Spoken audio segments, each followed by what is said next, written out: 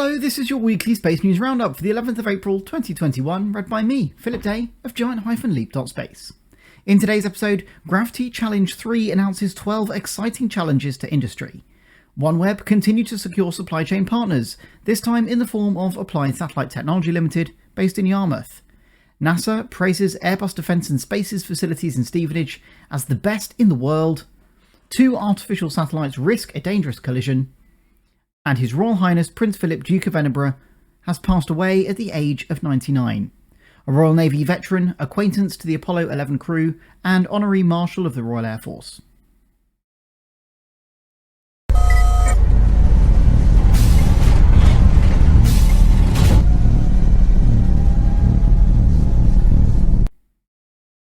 It's been really gratifying to see more and more of you joining us regularly. About a third of our regular YouTube viewers are subscribers to the channel, and we're incredibly grateful to you for showing your support in that way.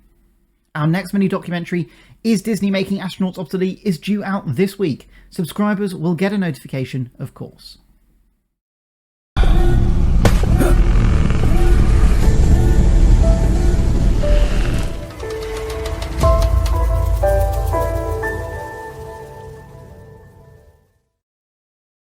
Deloitte-supported Gravity Challenge takes off for the 3rd year, building upon the successes of the first 2 years of the Gravity Challenge, run by global consulting firm Deloitte. The remit, reach and ambition of the exercise has continued to grow. Many will remember the challenge covered just the United Kingdom in its first iteration, the UK and Australia in the second, and now 12 countries were involved. 12 countries and 12 challenges from industry for the space sector to solve. Amazon Web Services, known as AWS, provide a lot of back-end support to the challenge, but also issued their own problem for solving this year, looking for ways for developers to leverage artificial intelligence and machine learning for image analysis on orbit. Airline Lufthansa has also issued a challenge surrounding connectivity in the air, which might have OneWeb and SpaceX taking an interest in the published results later on this year. And the UK's Hydrographic Office again supports the challenge with a problem of their own, joined by 9 other businesses of all causes after solutions to pressing global problems. OneWeb secures further supply chain relationship with Applied Satellite Technology Ltd, AST, for maritime applications. Last week we reported that OneWeb had partnered with SatixFy for aviation connectivity. Well, this week the company didn't rest on their laurels, announcing a successful deal with Applied Satellite Technology Ltd, who are to provide antennas ready for beta testing before the end of 2021. Carol Plessy is head of maritime at OneWeb, who said connectivity at sea should be as seamless and simple as it is on shore to improve the overall efficiency, sustainability and profitability of the maritime and offshore industries. Going on to say, we're proud to work with the AST group. By partnering with AST, we're another step closer to making LEO connectivity available to more marine and offshore customers, ending the legacy of complex, slow and costly VSAT systems. A VSAT system is a tracking antenna design that has a rather ray gun-like look from an Austin Powers universe. The bulky and expensive equipment relies on satellites in geosynchronous orbit, which introduces a lot of lag and even more cost to the system. UK companies such as Inmarsat have led in the field for many years and brought safe and relatively affordable connectivity to remote locations. NASA praised Airbus's Stevenage facility this week as the standard to beat.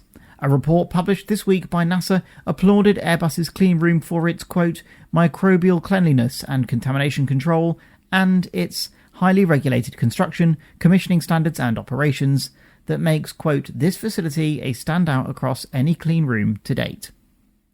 This clean room is where the European Space Agency has commissioned Airbus to build their ExoMars rover, which will fetch the samples left by NASA's Perseverance rover from the surface of Mars, ready to be boosted all the way back for a return to Earth, and labs such as those at Imperial College in London, which Head of Earth Sciences Mark Seffen has already started to prepare. Our initial offer of joining the Patreon page at our highest level of support and getting up to £30 of merch for free is about to expire. If you're interested in the mugs, shirts or even caps, head over to patreon.com/giantleap for that offer, or follow the Spreadshirt link in the description to head straight to the shop without the freebies. 2 satellites, one a spent rocket body, the other an old weather satellite, risked collision this week.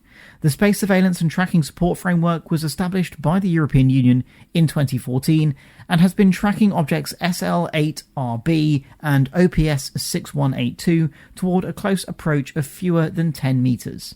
On Friday night, the two objects risked a collision that, if it had come to pass, could have created thousands of debris objects, each one a dangerous risk to other satellites, astronauts, and future launches.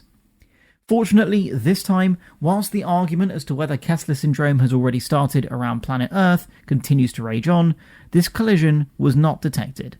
Final results are due any day. The two objects did merge as a radar contact at about 2200 on Friday night, but appear to have continued on their previous orbits unaffected. Two satellites, one a spent rocket body, the other an old weather satellite, risked collision this week. The Space Surveillance and Tracking Support Framework was established by the European Union in 2014 and has been tracking objects SL8RB and OPS 6182 towards a close approach of fewer than 10 metres. On Friday night, the two objects risked a collision that, if it had come to pass, could have created thousands of debris objects, each one a dangerous risk to other satellites, astronauts, and future launches. Fortunately this time, whilst the argument as to whether Kessler syndrome has already started rages on around planet Earth, this collision was not detected. Final results are due any day. The two objects did merge as a radar contact after all at about 2200 on Friday night, but appear to have continued on their previous orbits unaffected. His Royal Highness Prince Philip, Duke of Edinburgh, has died. Not famously a fan of space, though avid The Crown TV series watchers may think differently, the Duke of Edinburgh was rightly famous for his unwavering sense of service, rather like the Apollo 11 astronauts who he met in 1969, for his significant contributions to inspiring young people. In his case, through setting up the Duke of Edinburgh Award. For this week's Job of the Week, Scotland-based Orbex is recruiting for no less than 24 roles, most of which are based at their HQ in Fours, Scotland. The roles span composite design engineers, head of marketing, embedded software engineering, and mechanical design and development engineers.